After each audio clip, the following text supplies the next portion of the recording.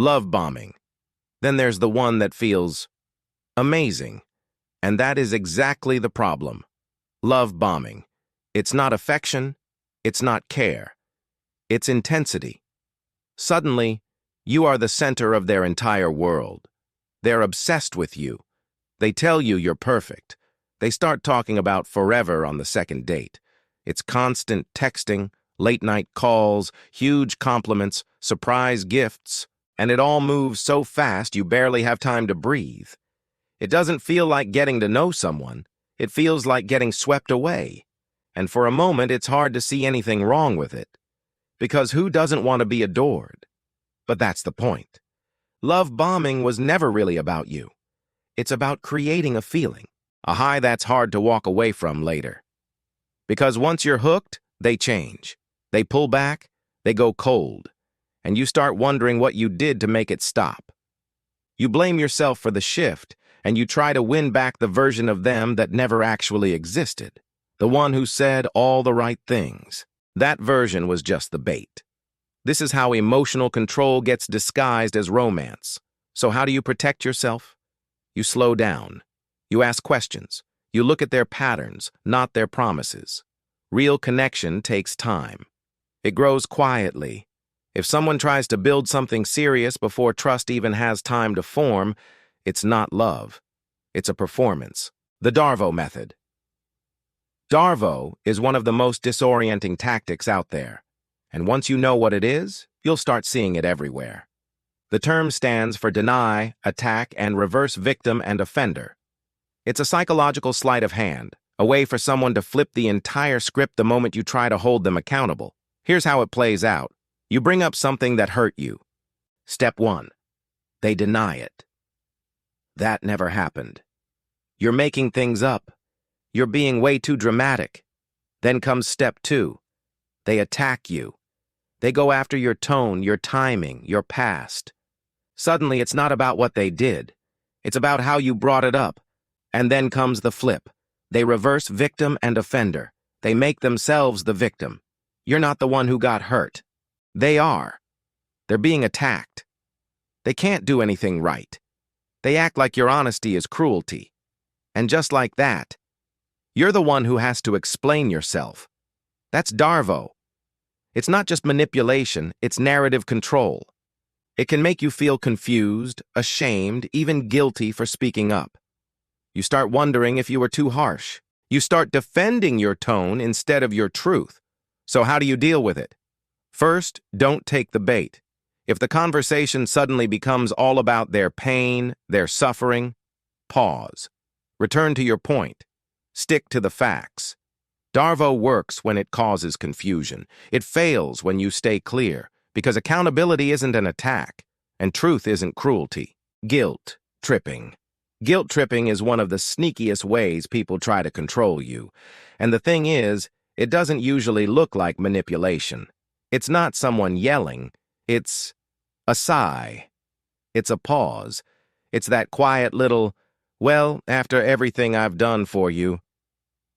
They don't come right out and say it, but suddenly you feel like you've let them down.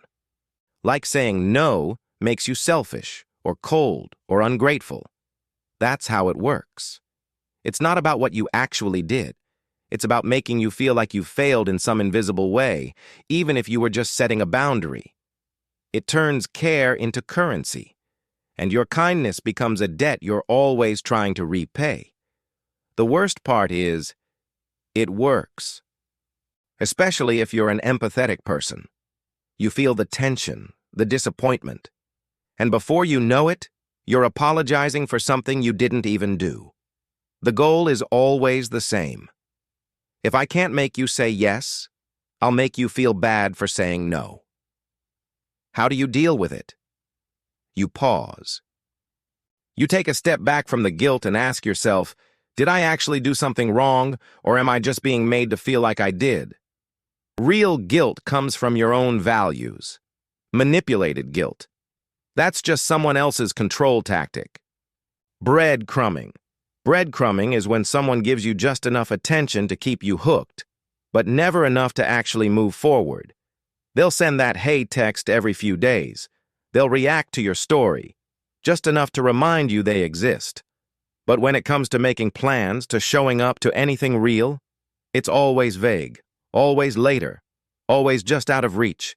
It's emotional clickbait. You keep checking in, hoping this time it'll be different. But they're just dropping another crumb. The goal isn't connection, it's control. It keeps you emotionally invested while they stay unaccountable. You get stuck in this loop of anticipation and letdown. And it's so hard to walk away, because they never really ended either. They don't reject you. They just stall you. And that uncertainty keeps you hoping. How do you deal with it? You stop chasing the trail. If someone's interest only shows up in flashes, if they always leave you guessing, you don't need to decode it. You just need to decide it's not enough. Consistency speaks louder than charm, and you deserve more than crumbs. Gaslighting. It's a word we've all heard. But knowing the word and knowing the feeling, those are two very different things. Gaslighting is when someone starts to mess with your sense of reality. It's not always a big, dramatic fight. Sometimes it's quiet. It's subtle, like someone just gently, patiently rewriting history over and over until you start to wonder if you're the problem. You remember something happening so clearly, but they just look at you and say, "That never happened." You try to explain how something made you feel, and suddenly you're the one who's too sensitive. They're not just disagreeing with you. They're trying to make you question what's real. And over time, slowly, you start to believe them more than you believe yourself. That's what makes it so powerful. It doesn't happen all at once. It's a slow erosion. One small moment, one conversation, one denial at a time. Eventually, you're second-guessing everything. Your memory, your emotions, your gut. It happens everywhere. In romance, in families, even at work. And the pattern is always the same. First comes confusion, then doubt, then silence. Because if they can make you doubt your own reality, it gets a whole lot easier to control you. So, what do? You get clear. You start writing things down. You trust how something made you feel, even if someone else tries to spin it. You don't need anyone's permission to believe your own experience.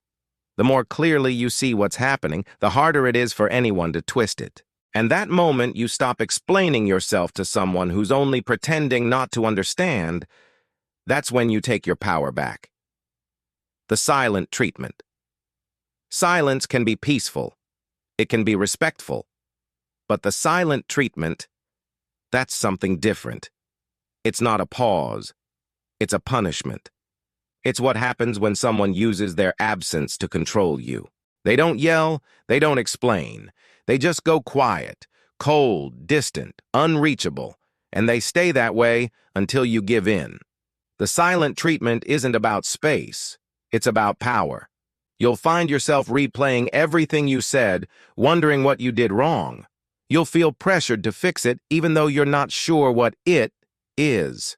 And that uncertainty, that's what makes it work. You eventually apologize just to end the silence. You bend, not because it's your fault, but because the quiet is unbearable. And for the person using it, that silence becomes a tool. It says, I control when this relationship feels safe. I control when you feel seen. And if I withdraw, you'll chase me. So, how do you deal with it? You stop chasing. You name what's happening. You say, if you're upset, I'm open to talking, but I won't be punished with silence. And then you hold your ground. Because if someone refuses to speak unless they're being agreed with, they're not looking for connection. They're looking for control. Triangulation. Triangulation is what happens when someone pulls a third person into a conflict instead of talking to you directly. It doesn't feel like an argument. It feels like a side conversation you were never invited to. Suddenly, you're hearing things like, well, Sarah agrees with me, or everyone thinks you're overreacting. That's not communication. That's strategy. It creates this dynamic where you're not just dealing with one person, you're suddenly up against an invisible team. And because you feel outnumbered, your voice starts to feel smaller. You start wondering if maybe you're the one who's being difficult. And that's the whole point. When someone triangulates, they're not trying to solve the problem. They're trying to win it by building alliances.